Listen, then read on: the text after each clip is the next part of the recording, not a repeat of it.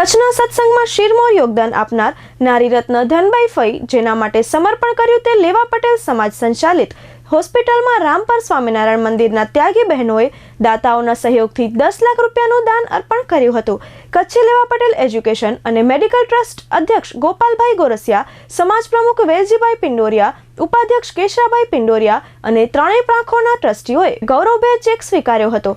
કથા વક્તાઓએ ધનબાઈ ફઈના કચ્છ સત્સંગના પ્રસંગો વર્ણવ્યા હતા.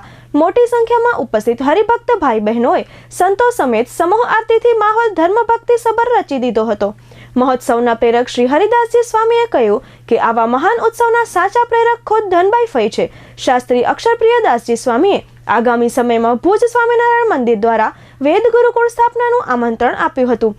વયોવૃદ્ધ સંત સદગુરુ સનાતનદાસજી સ્વામી, ઉપમહંત ભગવત જીવનદાસજી સ્વામી, શાસ્ત્રી દેવપ્રકાશદાસજી સ્વામી સહિતના બહોળા સંત વૃંદે ઉપસ્થિત રહી ઉત્સવને વધુ ચિરસ્મરણીય બનાવ્યો હતો. યજમાન પરિવારોએ ફોઈબા શ્રીજી મહારાજની જે પ્રતિમાને લાડુનો અન્નકૂટ અર્પણ કર્યો હતો તે છબીને મંચ ઉપર ધરાવાયો હતો. આ પ્રસંગે આમંત્રિત સાંસદ વિનોદભાઈ ચાવડા, ભીમજી જોધાણી સહિત રાજકીય આગેવાનો ઉપરાંત ભુજ મંદિરના કોઠારી મૂળજીભાઈ શિયાણી સહિત વિવિધ ગુરુકુળના પ્રતિનિધિઓ ઉપસ્થિત રહ્યા હતા.